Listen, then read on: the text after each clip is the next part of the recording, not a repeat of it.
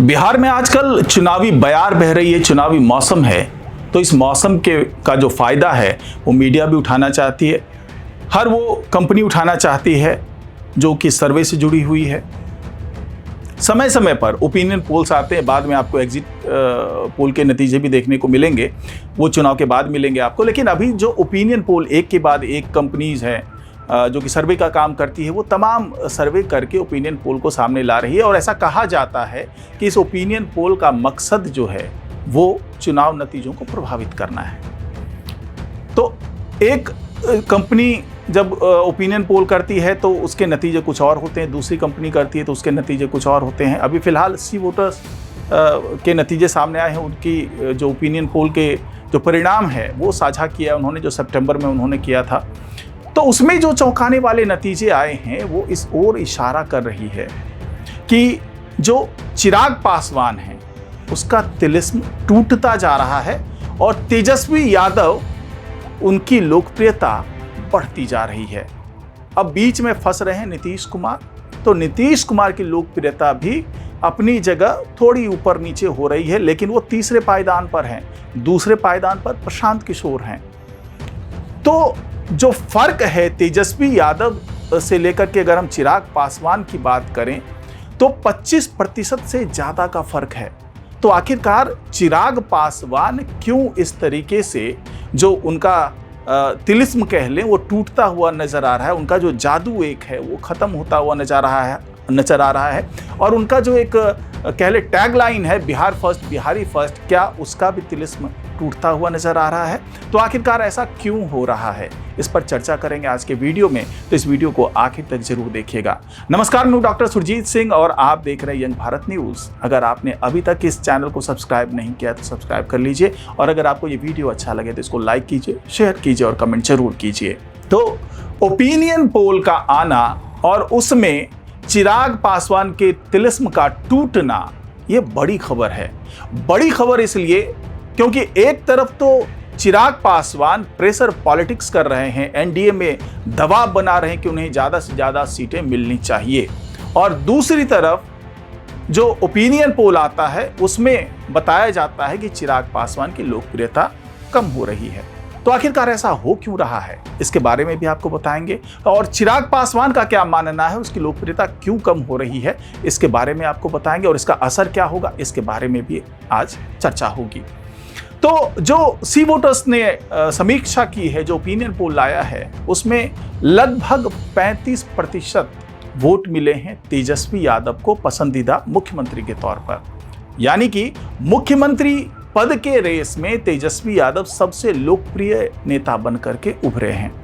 अब अगर हम दूसरे नंबर की बात करें तो पहले और दूसरे नंबर पे बहुत ज्यादा गैप दिख रहा है, लगभग 18% लेकर के प्रशांत किशोर दूसरे नंबर पर नजर आ रहे हैं। अब हम तीसरे नंबर की बात करें तो जो सुशासन बाबू हैं उनका ग्राफ ऊपर नीचे होता रहा है। फरवरी में जो ओपिनियन पोल आया था वो उसकी तुलना अगर हम अभी से करें तो थोड़ा सा ग्राफ बढ़ा है, लेकिन वो भी करीब 14 से 16 के बीच में वो ऊपर नीचे होते हुए नजर आ रहे हैं। अब चिराग पासवान की बात करें तो ये चौथे नंबर पर हैं, यानी फरवरी से लेकर के सितंबर तक में इनका ग्राफ नीचे गया है और ये 9 से 10% के बीच में जूझते हुए नजर आ रहे हैं। अब यहाँ पर सवाल ये उठता है कि क्या जो चिराग पासवान है उनकी लोकप्रियता कम हो रही है या फिर इसकी वजह कुछ और है? क्या वो जिस तरीके से रोज नई नई शर्तें रख रहे हैं, जिस तरीके से प्रेशर पॉलिटिक्स कर रहे हैं, जिस तरीके से वो अपनी शर्तें मनवाना चाह रहे हैं, क्या उनकी इसी जिद के कारण अब लोगों का उनसे मोह भंग हो रहा है? क्या लोगों को ऐसा लगने लगा है कि चिराग पासवान अब जिस तरह से राजनीति कर रहे हैं उससे एनडीए को नुकसान होगा और हो सकता है कि चिराग पासवान की जिद के कारण एनडीए सत्ता से दूर हो जाए? क्या यही सोच लोगों के मन में आ रही है, इसीलिए अब वो चिराग पासवान के प्रति अब दिलचस्पी जो है उनकी कम होती जा रही है? क्योंकि एक वक्त था जब प्रशांत किशोर भी ये कह रहे थे कि बिहार को एक युवा मुख्यमंत्री की जरूरत है जो अगले 15 से 20 साल तक बिहार का नेतृत्व करे और बिहार को विकास की राह में आगे ले जाए। और वो अक्सर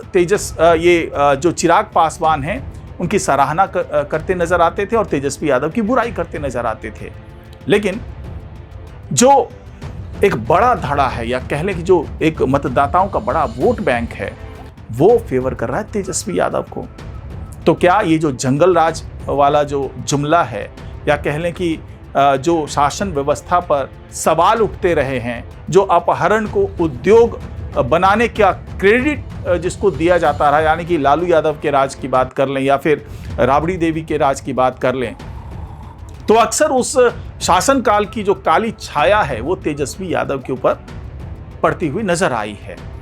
इसके बावजूद जिस तरीके से तेजस्वी यादव को मुख्यमंत्री पद के लिए पहला पसंद बताया है लोगों ने, उसने बहुत ही चौंका दिया है लोगों को कि क्या वो जो नीतीश कुमार हैं या प्रशांत किशोर हैं या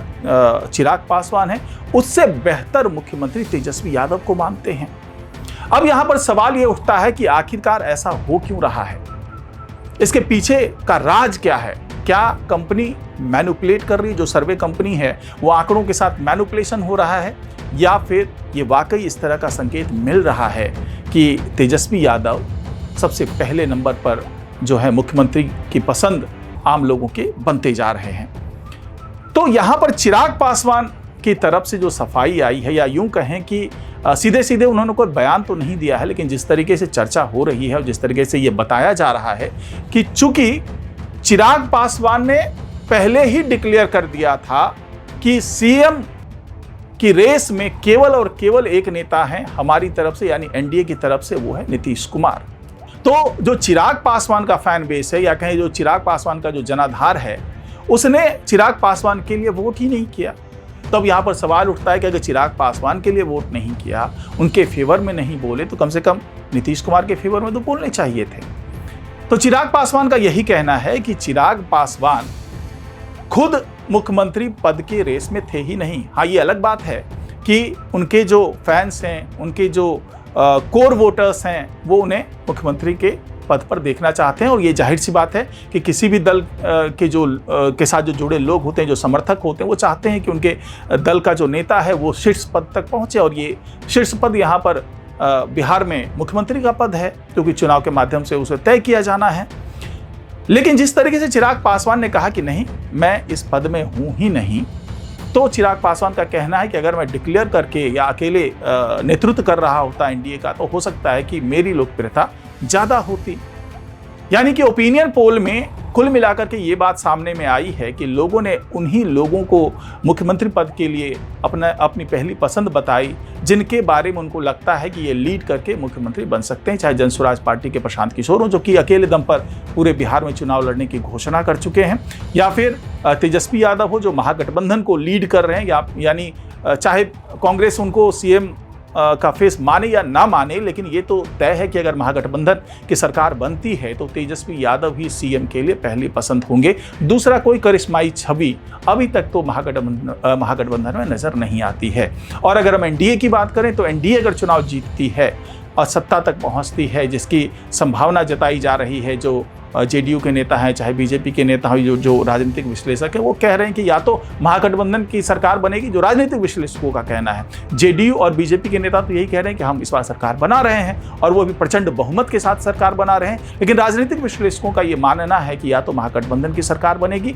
या फिर एनडीए की सरकार बनेगी, और तीसरा कोई विकल्प अभी फिलहाल नजर नहीं आ रहा है। तो दोनों धड़े से ही, जो धड़े को लीड कर रहा है, उसमें से ही कोई एक सीएम पद के लिए उम्मीदवार बनेगा, और उसी में से कोई एक सीएम बनेगा।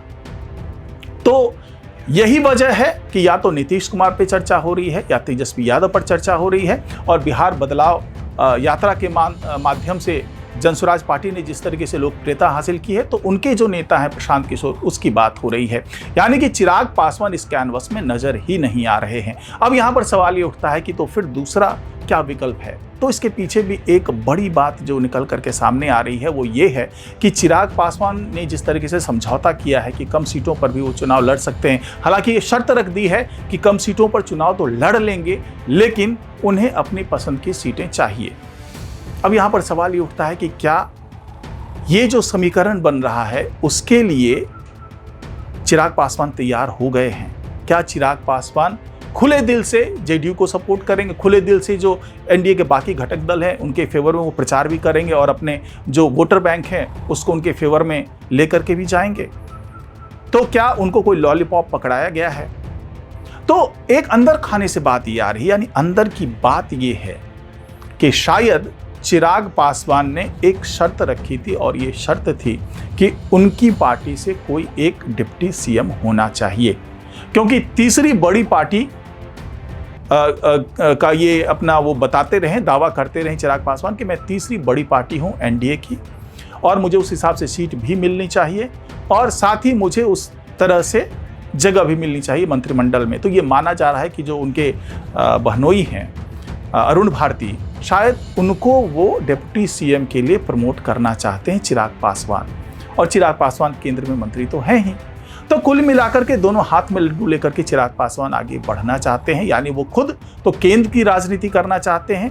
तब तक केंद्र की राजनीति करना चाहते हैं जब तक वो उन्हें ये विश्वास ना हो जाए कि वो शीर्ष पद तक पहुंच सकते हैं। और नीतीश कुमार के मंत्रिमंडल में कोई मंत्री बनना उनको गवारा नहीं है। हाँ, डिप्टी सीएम का पद हो सकता है, लेकिन डिप्टी सीएम के पद पर वो अरुण भारती को आगे लेकर के आना चाहते हैं। तो कुल मिलाकर के ये माना जा रहा है कि केंद्र में वो मंत्री बने रहेंगे और यहाँ पर जो प्रदेश की बागडोर है वो अपने परिवार में ही रखेंगे, यानी कि अपने बहनोई को ही आगे करेंगे और